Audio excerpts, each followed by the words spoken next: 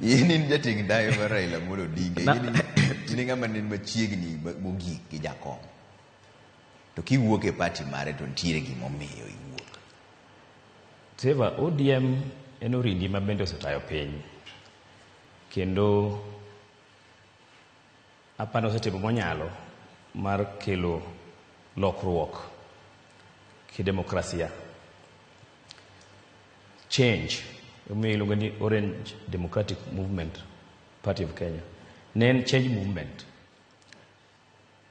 Tingeni kaka piny medo dhi kaluwore gi gik maneno ndalo mane ODM diere ok ndalo te.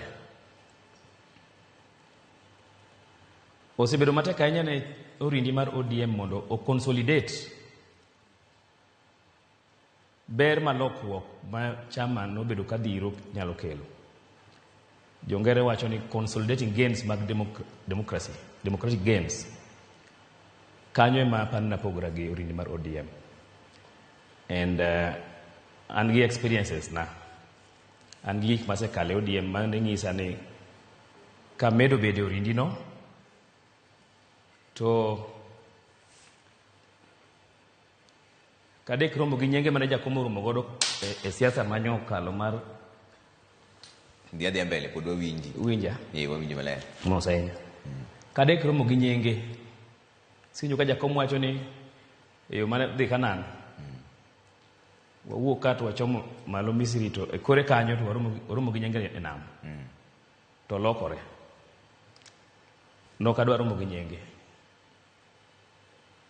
Ang'o miyo wacho ni consolidation of democratic space miwacho ne en kata riwo gik moko mosebedo kutimo kamoro achiel ni ne ODM kanyo. Ang'ane mono utimo mano seche mene iye kanyo momiyo kori wuok. No, ingeni ODM kana ne ODM nan member nan jakanyo no. To bende nan jating dai mar jakom. To ken mana tingo ndai ni jating okapu moro nan ng'ama chiwo chien kono nan jating ndai gi japang weche moko moko da wacho ka thoth gi beji okung'eyo malong'o kata joma tiyogo. To bang'e no nan jang'ad rieko advisor. Koro ing'eni nitiere samoro ma yembe moko kudha tiende kanyo ma gin yembe manyalo chendo. Nitie joma nodhiri oko e ODM ka. Adong na wuok kenda. To nitie joma nomiyi wuok. Yembe to tam bedo. Inya kata bedo kata mana odi nyalo bedo to kayanda kudho ana janam. Kayanda kudho gotegno tin gi od lum. Kokitweyo witano maber to lum dhi. To joma ne kudhi gi momi wuok. Nokidwa gore gi lweny mane iye kanyo. Nikech kamoro amora midhi yud joma nitiere ma. Okaya Russia kata America kata South Africa biro ka. Ana Mpangano. To wane town ka adak Mpangano tani ndoga Nairobi mang'eny.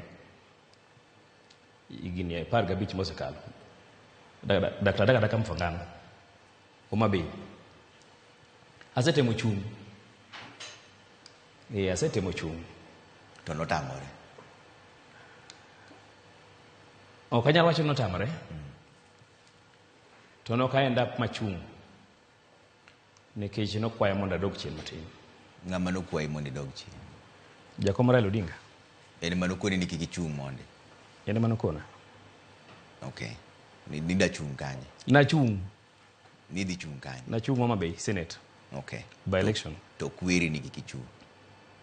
Mokwongo oket ni wadhi nominations. Ana wuon chutho nadwaro mondo owe jopiny te oyier ng'at achiel. Mano ka wan gi Philip Okundi, Karoli Omondi gi joma moko go kata Musa Mosiepna ne wan go kanyo. To party apani ne onge teko mar keto logistics moromo gi sechego. Koro no wach ni mondo wadhi e route mar delegates. Ne wayiere wate. Koro watimo campaign motegno to last minute party wacho ni wanyama timo delegate system to cut on costs mondo kik tigi pesa mang'eny ma bende onge gi sechego. Dang bedi kane wanu Homa Bay koro ji dwa luto mbolo. yudhe moko nobiro mogweyo gik moko te. An awuon nagocho ne party leader machalo wuonwa to be osiepna to be atiyone. Gimoro timore kama ok ber, pacha en ni mondo onuo gini to inya time kata Kisumo, los gi Pareno. Ayie manyo osiepe moko mondo odogo fund process ni otim gini kamoro. Maembe gino boge kabisa kwa lose sime. Samari mar gima wacho no en ni gino nokotimore. Nochalo gima notim by design. En gima nopang mondo otimre kamano mondo kethre. Mae gima nochuno. Emomiyo kata nawuon adoga timo ng'anyo. Kinya paro an ng'anyo ma amanyo chama moro e kod kanyo. Mano senindo General Koech. Ma chung gi UDM. An na chung. Kendo na campaign kabisa. Kendo na campaign. Ndalogo duto. Lakini banka Fidel nonindo to wuon piny nogochona nodwar nena matin opoda kapok odhi wuoth moro India. Chich to na chich ni samoro ang' ne bendi manya bed agenda. Nikech bang' to Fidel kabiro Nairobi na ng'ado campaigns. Nango siep namboro Dr. Suri. Be ode mana nde chieng' no Sunday moro. Madugo Nairobi ka. To kinyne gokinyi kadhi gone jakom mos dala Karen ka. To noluonga. Mwamudo nyoyo gi chae. Ewi nyoyo gi chae no nokwaya ni mondo awuoge res ma Homa Bay. To an awuon gi pacha gi seche go naneno ni pod ne en chon ahinya.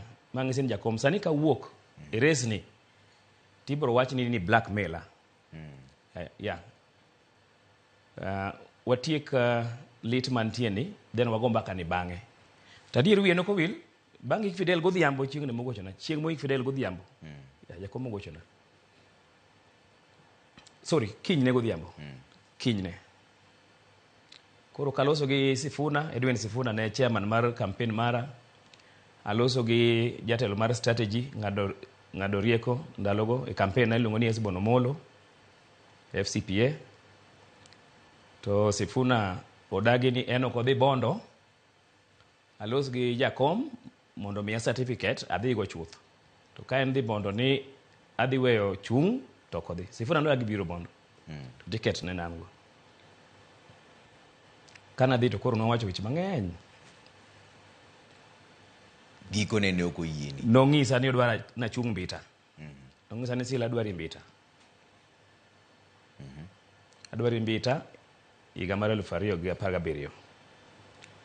Kaka gik moko jabedo ga nodogo luonga e office kocha. Kendo. Nong'isa no koro dwara Yala Arusha. Makendo kata mana in between en mopenya to gicha imonita. Nyaparo chimoro ka wan Meru. Nong'isa ni tudri gi Mumbi mondo ung'i gigo. Iket application ni. Oka complain, agoni mana mbaka. Mana mbaka mogo. Yeah, so Yala no bekano biro ng'eyo kaka gimoko no bet. Anka to ng'ama geno kabisa Dr. Buru. Odhi Yala. Ochako goli kanyo kendo. In fact, kano gola mano to koro ne rach na kama kata mar campaign masine chane berbere. Actually, na resign from office jakom. Tarik 2 dwe mar 12 higa mar 2017. Jakom nodagi resignation nano. Moduok na letter mano bed received. An go niega chapiny ka.